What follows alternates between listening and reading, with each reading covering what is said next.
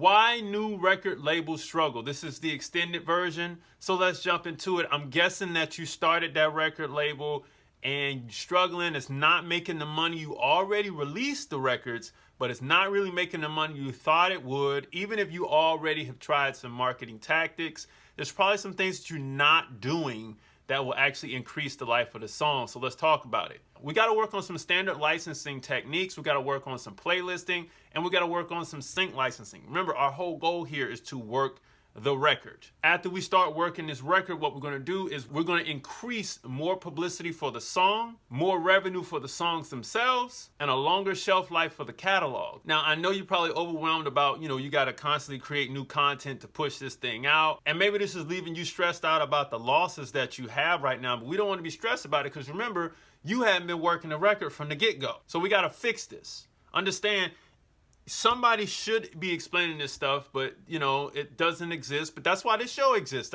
It's okay. I'm bringing it forth to you. Stick and stay on this right here, because if you don't, you're probably gonna go back to where you are. We don't want to do that. We want to fix these issues. So people who book a call, we normally work through these issues. I'm going to give you some of those tactics that I do on the call. I do recommend booking a call because it's a lot better than the YouTube video. And then we're going to go forth through this video.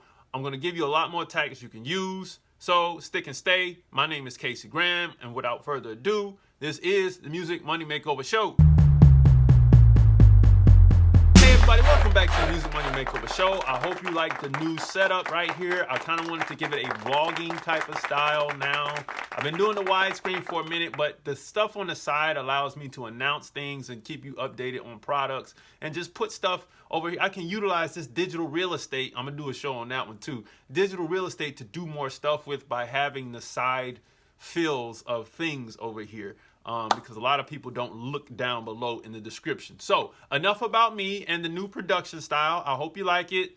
I ain't gonna change it for a little while. So let's rock and roll on this thing. Let's talk about working our copyrights, the standard licensing. And for those of you all who have already seen the YouTube short on this, yeah, I made a YouTube short on this, and so now this is the expanded version. Also, I'm reading from notes. You won't see them pop up on the screen, but we're just having a conversation, man. That's really what I want to do with this thing. I don't want to get too fancy with the production style, so let me stop babbling. Let's go in. So standard licensing. This means working your record in any way, shape, form, or fashion based on the 6 copyrights. The right to reproduce, prepare derivative works, distribute copies, public performance, and the right to this public display and digital performance. Now, I'm gonna break a few of these down so you can kind of get an example on where you can go while you're working your copyrights. Remember, we are the record company. We're not working the artist, we're working our copyrights. That's what we own. That's the asset we own as a record company. So let's talk about the right to reproduce. Obviously, we're reproducing it on streaming, but some of you all forget that if you're running a real operation, you can actually produce vinyl, cassettes, CDs. Maybe you could do a physical pack of the cassette, the CD, and the vinyl. And mind you, CDs will have a resurgence the same way the vintage retro style of vinyl happened. I'll do another video on that one too. Oh my God, I got so many videos to do. But it will come back.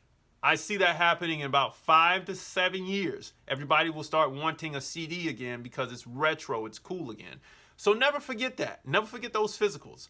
I will say this, if we're gonna do a reproduction, this new thing that's on the market that's been here for about 2-3 years, people haven't been paying attention to it. It's called Soundwave art. And yes, I have a video coming this month on Soundwave art. I'm gonna break that down and how you can make some money with that as a record label.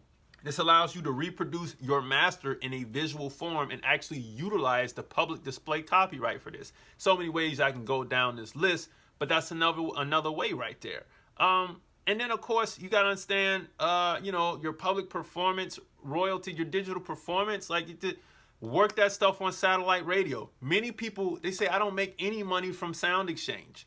Well, the reason why you don't make any money from Sound Exchange is because you're not using cable radio, you're not contacting Dash Radio and Music Choice, you're not even working on webcast radio. And for those of you all who cannot afford terrestrial radio in your car, get on webcast radio, man. Run a webcast radio campaign. You can. There are webcast radio promoters out there, okay? So run a campaign there. And oh yes, these YouTube videos are going to be a lot longer.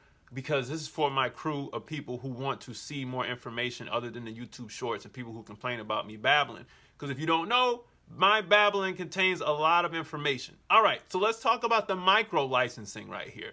Now, micro licensing, this has two paying rights: the right to reproduce and public performance. The right to distribute and digital performance are freebies when it comes to this. And when I mean micro licensing, I mean TikTok, Instagram Reels, YouTube Shorts, when the music is underneath, okay? That music adds up, and it adds up quick if you're doing what you're supposed to do with it, okay? So, therefore, make sure you exercise people or get with content creators so they can use your actual song in their creations. Remember, we're a record label. We have to work our record. And I'm going to keep saying that for the whole video, okay? So if you have a 360 record deal in place with the artist, you can collect the first two, which means that this is the right to reproduce and public performance, by way of a co-publishing clause in your deal. If you have that, then you can now have access to those royalties. These won't be accessible to you, but the attention that you gain from people using your song on TikTok and all this, that, and the third will be phenomenal for the record and the life on Spotify. So all this stuff causes chain reactions all over the place. And for those of y'all who don't understand, after you release it on DistroKid, man, we got work to do. After the DistroKid release, we got work to do, man. This song we got a full 360-day run to make on this album. Even when you got more albums coming down the pipeline, we got work to do. Let's go to the next one. Social media micro ads. Though you may not get paid royalties on your ads, you should still utilize social media ads to create awareness for the record itself. After all, that is what we are doing, right? And that's all I want to say, man. You know, with the micro ads, man, if you're doing music videos, if you're doing documentary footage and you're utilizing the music or the music you want to put in, it's cool, man. Our whole goal is to get exposure for the music.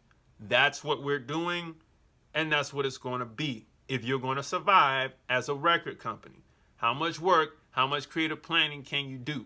Let's go forth. Covers and remixes. This is a category that people really don't get into.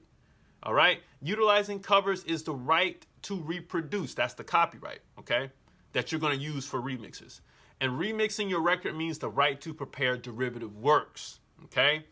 Get influencers and dope cover artists and remixers to cover and or remix your records. Now, if you're unknown, it may be a little bit difficult, but it helps to have great music to make this happen, okay? If you're a little bit known, it becomes easier.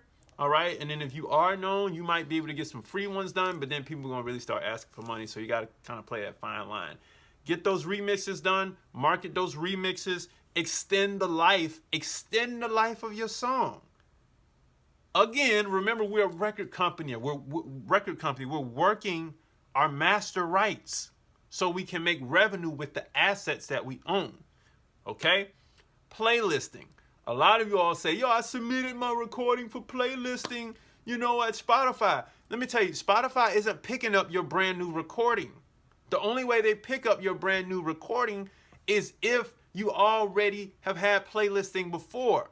And you're in a 100,000 club at Spotify. You're getting 100,000 plus streams on average. That's when they're picking it up. So if you're brand new with no streams, that playlisting stuff doesn't even matter. You got to go in one by one and get these playlists. Now, in these playlists, or the owners of the independent playlists that exist on Spotify, it's hard to find them on Apple Music. You got to do a lot of digging, but if you can do it on Apple Music, do it.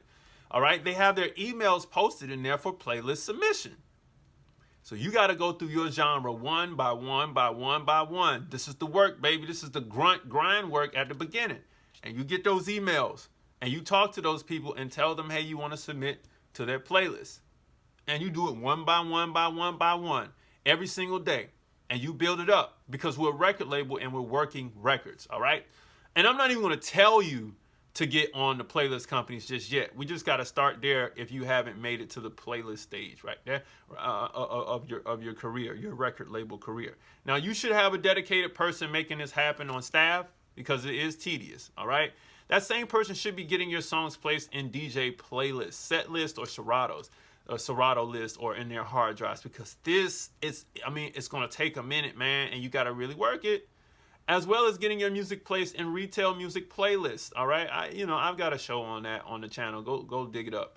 You might as well call this your sales department. Eventually, when you rise up big enough, you will start to work on radio campaigns, and that's where we want to go. The purpose of radio is to further promote the record, not to sell them. Right? It's just to give it more life, give it more boost.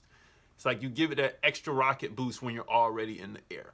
All right, our next one, sync licensing. Getting your music placed in television and film and in commercial advertisements is best reserved for yet another person for your team. This job requires dedication, and depending on what type of label you are, you will need a publisher or sync agent to get this job done. Okay, this is television and film sync and advertisement music houses that you're going to start getting your music to. All music will not work for every sync house, so don't get upset if they don't hit you back. And if they don't hit you back, it's kind of the nicest no you can get. But if you don't hear from them in 2 weeks, then chalk it up, man. Go try it again. Just send them, hey, man, thank you for taking the time to listen. I understand that this may not have fit your catalog, but I will reach back out to you in the near future. Because in 2 weeks, they heard that stuff already. They need to make money as a sync company. But if it don't fit, they're not going to respond. So that's just it. You know what I mean? Now, no strategy is the same for any label. I want you to understand this. Okay? Book a call with me so we can work a strategy out. That's why I say it on my site. Book a call, get a plan, get some results. Everybody's place in this thing isn't the same. All right? If you're just starting on your new record label, get my book, The 60-Day Label. I'll get you going in 60 days and save you 6 months of running around with your head cut off. All right?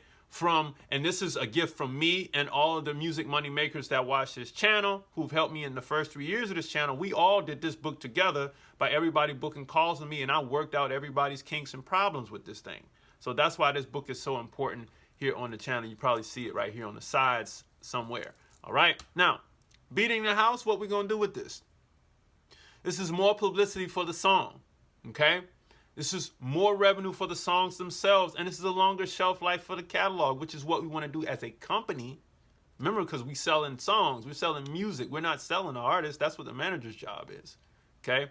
And the whole process is to get some standard licensing done, some micro licensing done, some playlisting done, some sync licensing done, right? Covers and remixes done. That's the whole point of us going through this long video. My gosh, I'm almost 13 minutes into this thing, okay? So remember, it's always a process. That's why I recommend booking a call with me to get you through it.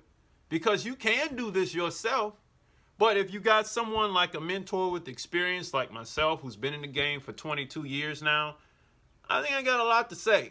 Plus, you've been watching this channel for a while. So book a call right down below on musicmoneymakeover.com. And always remember, music money makers, if you make music, you should make money. I hope you all enjoyed the new production style. I'll see you next time. Peace.